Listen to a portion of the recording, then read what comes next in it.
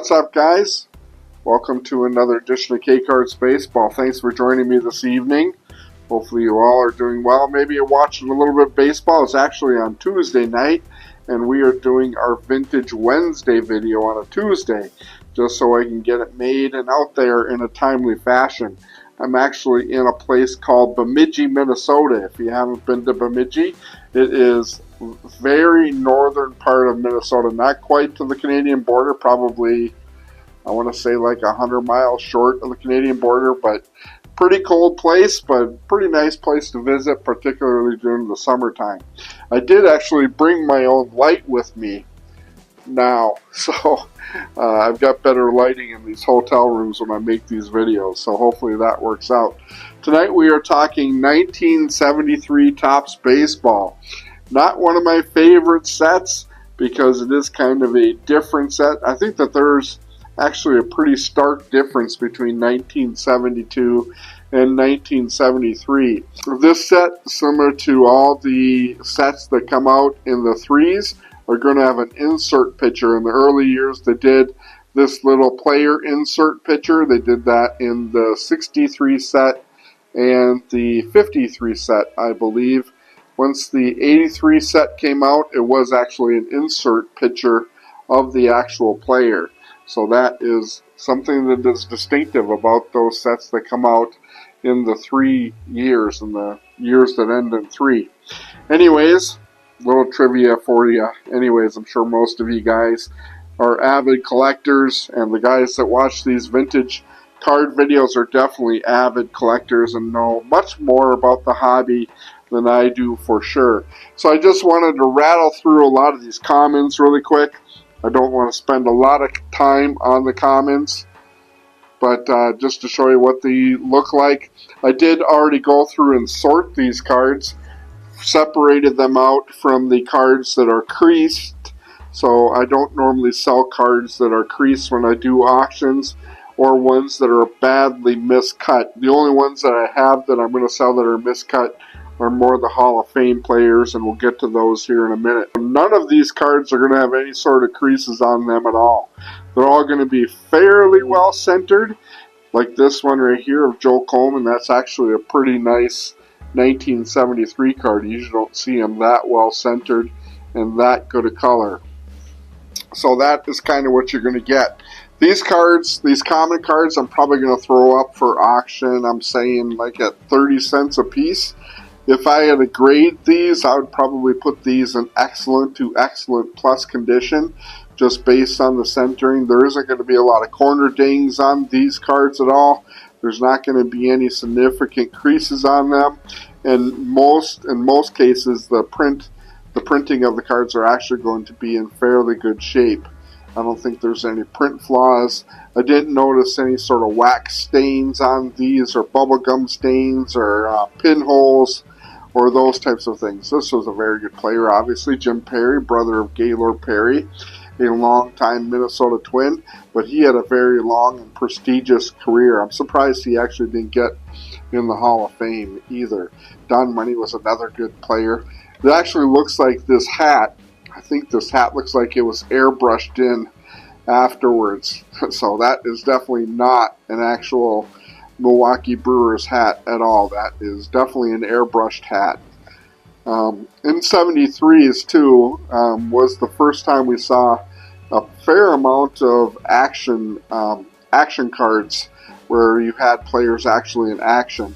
When you look at some of these cards, the early action cards, the photography isn't exactly the best. Darrell Evans was a really good player for the Braves and with the Red Sox later on in his career. Bert Hooton was a decent pitcher for the Cubs. So I'll show you a picture of that. Stevie Yeager was a really good catcher for the Dodgers for a very long time. I actually got 4 Stevie Yeager cards. One thing about these Stevie Yeagers is that the clouds in the background are pink. So it is definitely a red color issue on this card. This one seems to be better than the rest, and that cut is actually a little bit better on that card. But Steve Yeager was a definite very good player. So these cards at $0.25, that is not a bad price at all. as we get back into them. I don't have the best, I don't have a mat with me, so it's always kind of a challenge. Merv Redmond, Steve Dunning, Dennis Menke, and as you can see as I flip through these, there's going to be lots of duplicates. Paul Splittorff was a very good pitcher for a long time with the Kansas City Royals. I don't know how many wins he actually ended up with. Here, he was only at 20. This was his second year card, it looks like, on Paul Splittorff, but he played well into the 80s. Jim Nettles, his brother Greg Nettles, was a longtime third baseman for the Yankees for quite a long time in the 70s, for sure. Was a good, very, very good player. Both of the Nettles boys were good players back in the 70s. Rico Cardi, I saw in there, was a good player too. Manny Mota was a good player for the Dodgers for a long time. He seemed like he was really old when I saw him. But look at this picture of him. He in 73, how old was he? His birth date was 2/8/38, so 73, he was already, 35? So, yeah. But he was a good player, a big-time power hitter, if I remember right. His home runs, well, maybe not so much of a power hitter, but was a good average hitter. At this time, his career batting average was 302, so he was definitely an on-base guy. Could definitely hit the ball well. Rick Monday was a good player. That's really nice Rick Monday cards, actually. Two really nice Rick Monday cards. This one, centering on this one, is probably 50-50. Both top to bottom and left to right. That's about as good as it gets there on a 73 card. For sure, on the cut of the card anyways. Baltimore Orioles team card. That was when they were really good. Back when they had guys like Frank Robinson and Boog Powell and Mark Belanger and Paul Blair and Jim Palmer. Really good team back then in the late 60s, early 70s for the Baltimore Orioles. They kept beating my Twins all the time back then. I don't really remember much of those games, but I just remember the Orioles being really good because you did see them all the time. There's some more Steve Yeager cards, again with the pink clouds in the background. And Jerry Koosman, probably most famous as being the other player on the 68 Nolan Ryan rookie card, but he was a really good pitcher in his own right. So that he definitely does add value to that 68 Nolan Ryan card for sure, because he was a good player for sure as well, and had a good career. He wasn't just a nobody. Mickey Rivers was a good player for a long time for the Yankees. Oh, Judge just hit a home run in the game, so now the old Yankees are up 6-2. He's a heck of a player, Aaron Judge is. Crazy good player. Joe Pepitone, good player for the Cubs. I don't have any Judge rookie cards. I should probably make that a priority to go get those the next time I'm going to a card show this coming Saturday with my son. Just a small little local card show, but sometimes you get some decent deals at those card shows. Reggie Smith was a good player for the Dodgers, actually, after he left the Red Sox, and that's actually a really nice Reggie Smith card. This one's got a corner ding up here in the upper left, but this one, wow, I'd almost put this puppy at a 6 or a 7. Probably a 7, actually. Corners are really sharp. Centering is really solid on this card. Yeah, that's a really nice Reggie Smith. I should rethink selling that card for a quarter because he was a good player for a long time. Someone will be lucky enough to snap that one up real quick. Good to see Judge get off the snide because he hasn't had a good playoffs yet so far this season at all. So he's too good of a player to be kept down for very long, for sure. Doug Griffin. Carl Taylor. Yeah, maybe I should make getting a Judge rookie a thing. Don't have one yet. Whitey Lockman. And Los Angeles Dodgers team card. Ray Corbin. I remember I was a big Twins fan back then, and when I look at some of these older cards, I'm going, who the heck is Ray Corbin? Never heard of the guy. This one's actually got a crease on the back, so I'll throw that one aside. I'm not going to sell that one at all. And anything else in here that is noteworthy? Not at all. So we got a few more of these to go through. So these cards are actually pretty decent for a quarter. You can let me know if you think that that is worth it. Some of these you're going to find little gems like those Jaegers and like those Reggie Smith cards and the Mickey Rivers for sure. Leo DeRocher. That's really a good card there. That's a nice card. Longtime manager Leo DeRocher. And who was he known to be the manager of? Was it the Mets? I can't remember if he was the longtime manager for the Mets. Ray Fosse. All-star player before Pete Rose ran him over in the All-Star game and kind of changed his career. Horace Clark was a really good player. Jorge Orta was a good player. Red Schoeness. I forget how to pronounce Red's name, but he was definitely a long-time manager for the Cardinals. Alrighty, so that is the comments. I think most of those I'm going to put up for 30 cents. I'm going to throw these up for auction right after I make this video, so they're going to be posted tonight. So tomorrow when I post this video, they will be on the Vintage Card site for sure. I'm going to go through these cards next, I think, and these cards I think I'm going to put at $2 because there are there's a few single players, but they are mostly the batting leaders and the ERA leaders and the stolen base leaders, home run leaders. So they're all the leader cards.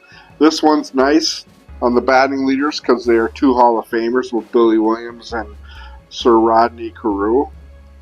So yeah, so all these cards are going to be, I think I'm going to throw them up at $2 a piece because every one of them is going to have at least one Hall of Famer on the card. But it is nice to get two Hall of Famers on that batting leader card for sure. Johnny Bench and Dick Allen. Dick Allen was a tremendous player for a long time. If he would have played a little bit longer, I think that he probably would have made the Hall of Fame. Anyways, runs batted in leaders, stolen base leaders of Lou Brock and Bert Campaneris. Bert Campaneris was a great player too.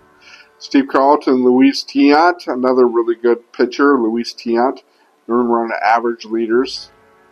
He was a starter, but then he went to being a reliever. This has got two Hall of Famers on it, Steve Carlton and Gaylord Perry. I don't think Wilbur Wood, no, I don't think he was a popular player. I don't think he was in the Hall of Fame. Gaylord Perry. I'm not, once in a while I'll miss a Hall of Famer. I know most of them. Like I would say 90% of them, but once in a while I do miss them. And if I ever do, definitely point that out in the comments for me. That would be helpful. I'm going to pause for a minute because I got a cough.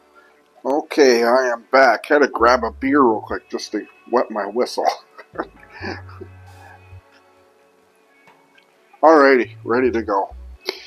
Steve Carlton, yeah, like I said, yeah. Anyways, not a bad card on the Victory Leader card with the two Hall of Famers on it. Pretty badly miscut this one is. This one's a little bit better, even though it has a ding up in there in their upper right-hand corner. And then, yeah, you can see I got a lot of these Johnny Bench, Dick Allen cards, and the Lou Brock and Bert Campaneris cards as well. So, not going to go through all these. They are all going to be $2 a piece for each one of those cards. Hopefully, I should get bites on those, I think. I don't think that is a bad price by any stretch of the imagination. Alrighty, these ones are going to be, I think, at like $4 a piece. And they're going to contain some of the better players on here and definite Hall of Famers. They're all going to be two Hall of Famers. They're going to be a combination of singles and the league leader cards. The strikeout leaders, Steve Carlton and Nolan Ryan. That one is actually, I would say, what is that, 90-10 left to right. Top to bottom is probably 90-10 as well. But still a nice card. The corners are really sharp. The back is in good condition other than the miscut. on the back, so probably $3 for that card. This one's going to be the same at $3. You can see that it is miscut across the card. Billy Williams and Rodney Carew, this one was a little bit better shape. And here's another one of the strikeout leaders cards with Nolan Ryan and Steve Carlton. Now we get into the single Hall of Famer cards, Orlando Cepeda. I'm probably going to sell these at $3 a piece. I think there might be a couple I might sell a little bit more. For Orlando Cepeda, that is actually a really nice Orlando Cepeda card.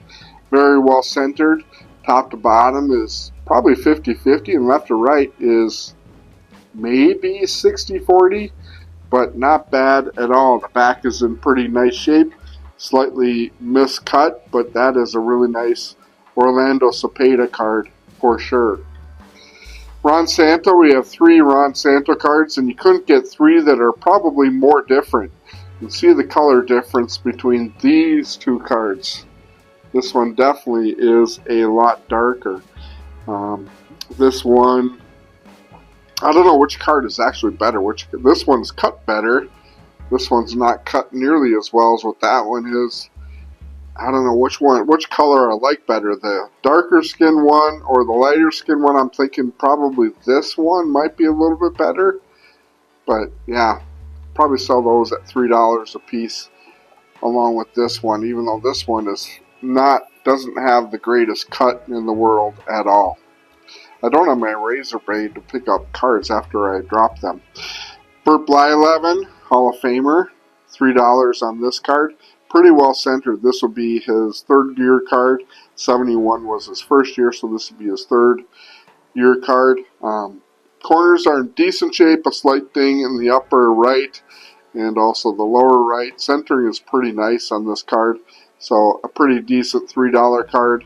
There is a miscut on the back, but the front is in pretty decent shape. This Tony Oliva does have a slight little ding or something right here on the left edge. Other than that, it is a pretty nice card overall for a $3 card. Raleigh Fingers, I'll probably drop this one down to 2, so I'll probably sell half of these at 2, especially like these 2 that are badly miscut, even though they are 2 Hall of Fame players. This one is miscut, 98-2, top to bottom. Probably pretty close to 50-50 on the left to right. This one's just a mess, to be honest with you. It has part of the next card on it. It is missing the entire top of the card. Centering on the left to right isn't good, 90-10. So probably throw that out there at $2. Billy Williams, another badly miscut card. You can see some shadowing on the bottom of the card because it is slightly cut on the bottom of the next card. There is no top of the card, and the left to right isn't too bad, but probably 60-40 on the left to right. Don Sutton, same situation. There is a San Francisco Giant pitcher. Next, maybe it is like Juan Marichal or something like that. So, anyways, another $2 card. Another Frank Robinson that is miscut too. Pretty bad on the left to right. It does have partial of the next card on it. Barry Bonds, the same kind of thing where you have part of the next card on it. Doesn't have a right edge at all. Dusty Baker is 90-10, I would say. This one is probably the same. The color is probably better on this one than this one, but I'll probably still sell them both at $2 a piece. This Dave Concepcion does have a lot of fraying on the bottom of the card. Left to right isn't too bad either as the top to bottom. This is kind of what I'm talking about when I said that 73 was one of the first year where we did have a fair amount of inaction photos. And this is not a good example at all with this Steve Garvey card, because you see more of, I think this might be Dave Parker that's standing in front of him. So, yeah, that is the deal with the Steve Garvey. This isn't a bad Fergie Jenkins at all. Centering on the left to right is pretty good. I'd probably say 70-30. Top to bottom is more like 90-10. The back is in pretty decent shape, so this one will be a $3 sell. Lou Brock, missing a fair amount of the left edge. Top to bottom isn't too bad. The back is in good shape, but still there's a Lubrock for $3. And finally, Yaz, Carl Yastrzemski. Badly miscut left to right, like a 90-10 type of situation. Top to bottom is probably, I'd say, 90-10 as well. So that is the Carl Yastrzemski's card, and that one will be at $3 as well. So most of these will be at $3. Some will sell at $2, but yeah, they will go up for sale. I think I just set these aside. I don't think I'm selling any of these. These ones are all pretty badly miscut. Tim McGarver's pretty badly creased. Unfortunately, you can see how mangled that card is, so I'm not selling that. This Walter Johnson strikeout leader card, not good, and then some football stuff. So that is about all I got for you guys tonight. Thanks for checking out this video. If you haven't had a chance to hit that like and subscribe button yet, that is the best way to support the channel and all the content on the channel. So if you like what we got going on here, definitely smash that like and subscribe button. I would greatly appreciate it. Turn on the bell for all notifications. And that is it. Thanks, guys. Be safe out there. And happy hunting. Take care of yourselves.